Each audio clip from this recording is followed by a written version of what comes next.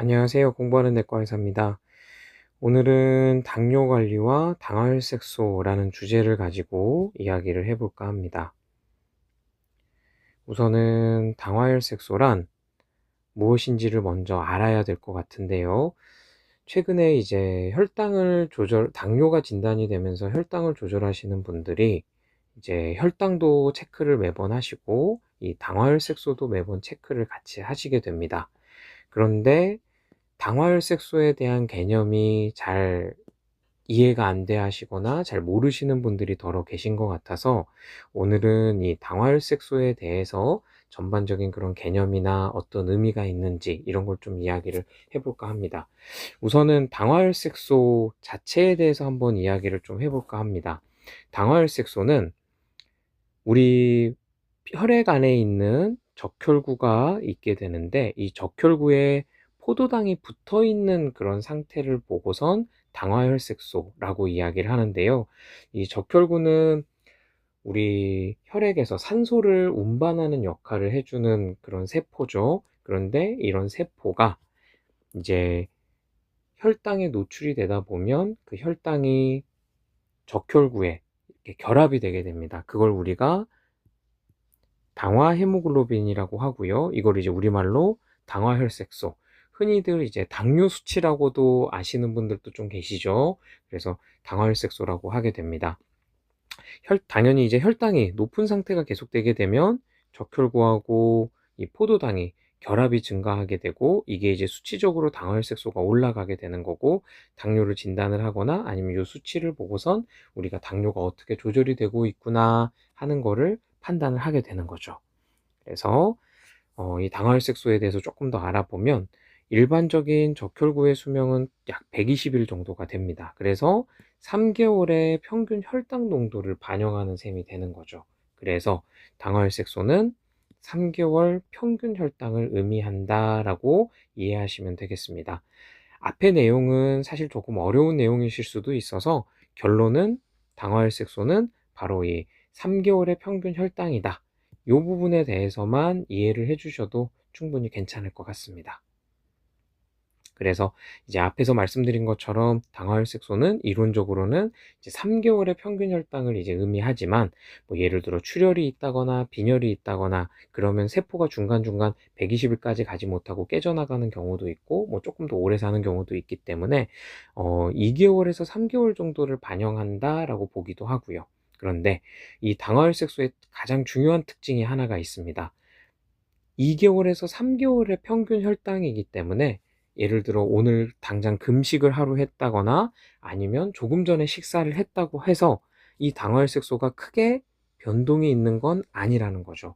그렇기 때문에 오늘 밥을 먹고 왔건 아니면 금식을 하고 왔건 이거에 관계없이 3개월 누적 값이기 때문에 환자분들의 혈당 상태를 파악하기에 용이한 거죠. 왜냐? 혈당은 식사를 했느냐, 식사를 하지 않았느냐에 따라서 식사를 하지 않으셨을 때는 100 언저리까지 떨어졌다가 식사를 했을 때는 뭐 150, 160, 170, 또 많이 올라가는 분들은 한 200까지도 식사의 종류에 따라서 또 올라가기도 하는데, 당화혈색소는 그럴 경우가 별로 없다는 것이죠. 그렇기 때문에 이런 당화혈색소를 통해서 환자분의 상태를 파악하는데 더 용이하게 되는 것이죠. 그래서 2010년부터 당뇨 진단에 당화혈색소가 같이 포함이 되게 됩니다. 그래서 현재 이제 사용하고 있는 당뇨 진단 기준은 이제 당화혈색소와 혈당을 가지고 우리가 이제 판단을 하게 되는데요.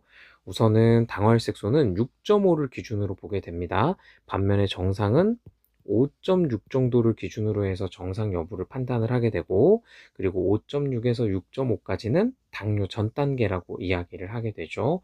그리고 혈당을 가지고도 우리가 당뇨 여부를 이야기를 하는데, 우선 8시간 공복 혈당, 그 다음에 당부화 검사, 그 다음에 랜덤 글루코즈.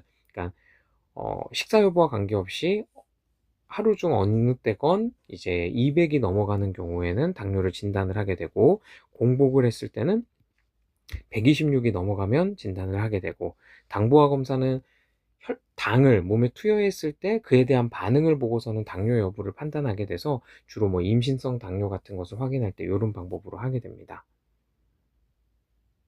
그러면 당뇨가 중요하냐, 당뇨에서 당화혈색소가 중요하냐, 아니면 혈당이 중요하냐, 이걸 이야기했을 때, 물론 당연히 둘 다 중요합니다. 당연히 둘 다 중요한데, 굳이 따지자면 당화혈색소가 더 의미가 많다고 볼 수 있죠. 왜냐? 혈당의 추이가 이렇게 변한다라고 했을 때, 혈당은 요 순간순간의 값을 의미를 하는 거지만, 당화혈색소는 이 3개월치의 누적값을 의미를 하는 거기 때문에 아무래도 전체적인 평균값을 더 잘 볼 수가 있는 것이죠. 그래서 당뇨약을 조절하거나 아니면 당뇨약을 치료를 들어갈 때 혈당보다는 조금 더 당화혈색소를 유의미하게 더 보게 됩니다. 그래서 이제 그걸 가지고 이제 당을 조절을 하게 되는데, 이제 당뇨 환자분들이 한 번씩 물어보시는 경우가 있어요. 이제 그런 경우가 이제 요 두 가지 경우가 좀 많은데, 진료를 받으러 오셨을 때 혈당은 정상이에요. 그런데 당화혈색소가 높은 경우가 있을 수도 있겠죠. 그리고 반대로 혈당은 올라가 있으나 당화혈색소는 괜찮은 경우가 있을 수도 있습니다. 먼저 이 첫 번째 경우는, 혈당은 정상인데 당화혈색소가 높았다는 건, 이렇게 왔다 갔다 할 때 당화혈색소가 현재 높게 유지가 되고 있었음에도 이 순간에 혈당이다 그러면 괜찮게 혈당이 나올 수가 있는 거죠. 그래서 이것은 그 순간에 진료 당일에 혈당 수치는 나쁘진 않았지만 평균적인 최근 2개월, 3개월간의 혈당 수치는 좋지 않았음을 의미를 하게 됩니다. 그래서 결론적으로는 이런 상황은 좋지 않은 것이죠. 그리고 혈당이 올라가 있으나 당화혈색소는 괜찮은 경우, 이것은 점점 지금 혈당이 올라가려고 하는 추세다라는 것을 우리가 의미를 할 수가 있는 거죠. 평균 값은 여기쯤이기 때문에 괜찮다라고 볼 수 있지만, 현재 내원했을 때 당시에 혈당 값은 지금 올라가고 있는 추세이기 때문에 이 상태로 가게 되면 2, 3개월 뒤에 다시 당화혈색소를 검사를 했을 때는 수치가 많이 올라가 있을 가능성이 높다는 걸 의미를 하는 것이죠. 그래서 혈당과 당화혈색소 이 둘을 가지고 정확하게 현재 환자분의 상태가 어떤지 해석하는 것이 중요하다고 할 수 있겠습니다.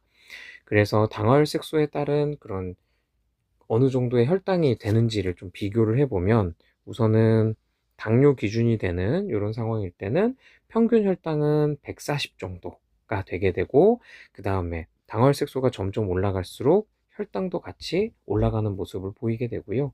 8.0이 넘어가게 되면 그때부터는 식후 혈당은 거의 200이 넘어가는 경우가 많다라고 봐야 되고, 혈당을 많이 올릴 만한 식단을 하셨다 그러면 그럴 때는 200, 300까지도 갈 수 있는 상황이신 거죠. 그래서 이런 상황일 때는 빨리 당뇨 조절을 더 적극적으로 해야지 되는 겁니다. 그러면 이런 당화혈색소와 혈당에 따른 그런 당뇨 조절 목표에 대해서 잠깐 좀 이야기를 해볼까 합니다. 우선은 환자분의 연령, 그리고 건강 상태, 그리고 당뇨가 얼마가 됐는지 등에 따라서 각각의 치료 목표가 달라지게 됩니다. 이건 왜 달라지게 되는지는 뒤에 다시 한번 설명을 드리도록 하겠고요. 우선 일반적인 경우의 목표입니다. 당화혈색소는 6.5 밑으로 조절하는 것을 목표로 해서 뭐 한 6.2에서 6.4 정도가 조절이 잘 되시는 수치다라고 우리가 이야기를 할 수가 있고요. 물론 이 수치보다 더 많이 내려가게 되면 기존에 드시고 계셨던 당뇨약을 조금 줄여갈 수도 있는 거죠. 그래서 약을 또 줄일 수 있는 그런 기준이 되는 거고, 공복 혈당을 체크했을 때는 한 100 내외 정도가 적당한 혈당이고, 식후 혈당은 한 160에서 170 정도, 180은 넘어가지 않도록 하시는 것이 좋습니다. 그러면 당뇨의 조절 목표, 그 개별적인 조절 목표치에 대해서 잠깐 설명을 드리겠습니다. 우선은 앞에서도 말씀드린 것처럼 연령과 그리고 그런 건강 상태에 따라서 어떻게 조절할지가 조금씩 달라지는데요. 아무래도 연령이 낮으면 낮을수록 아직은 당뇨를 조금 더 적극적으로 조절해 볼 여지도 있고, 그리고 기대 여명도 더 길기 때문에 기본적으로 당뇨 조절을 조금은 더 적극적으로 하게 됩니다. 그런데 이제 아무래도 나이가 조금 있으신 어르신들의 경우에는 기대 여명도 짧게 되고, 오히려 당뇨를 너무 엄격하게 조절할 경우 식사를 못 하셨다거나 아니면 식사량이 줄어들으셨을 경우에 저혈당이 생겨버리는 경우가 있기 때문에 당뇨 수치를, 당화혈색소를 조금은 더 높게 기준을 잡고 조절하는 것이 특징이고요. 그리고 이런 합병증이 있냐 없냐에 대해서도 조금은 더 수치가 차이가 있을 수가 있겠습니다. 그게 왜 그러냐면, 너무 엄격하게 조절하는 것만이 답이 아닌 경우들이 있습니다. 왜냐? 너무 엄격하게 조절을 하면 우선은 저혈당의 빈도가 증가할 수가 있고, 그리고 인슐린 사용으로 인해서 체중이 증가하고 오히려 스트레스를 더 많이 받으실 수도 있게 되면서 오히려 사망률이 증가하는 그런 연구 결과들도 있었습니다. 그렇기 때문에 이미 앞에서 보신 것처럼 합병증이 있는 환자분들의 경우에는 인슐린 주사로 넘어가셨을 가능성도 높고, 상대적으로 저혈당에 대한 그런 인지에 대해서도 조금은 떨어져 있는 상황이 되실 수가 있기 때문에, 그렇게 되면 저혈당으로 인한 의식 저하나 뇌 손상 같은 것도 염려를 해야 돼서, 너무 엄격하게 당뇨를 조절하기보다는 조금은 더 느슨한 목표치를 가지게 되는 것입니다. 그래서 오히려 이런 경우에는 사망률이 증가할 수도 있기 때문에 환자분의 연령, 건강 상태, 그리고 합병증 등에 따라서 조절하는 목표가 달라지게 되는 겁니다. 오늘은 당뇨 조절과 그리고 당화혈색소에 대해서 조금 자세히 알아봤는데요. 환자분들에 따라 그런 조절 목표는 조금씩 달라질 수가 있기 때문에 반드시 담당 선생님과 상의를 하셔서 당뇨 조절을 잘 받으시기를 바랍니다. 오늘 영상은 이것으로 마치겠습니다.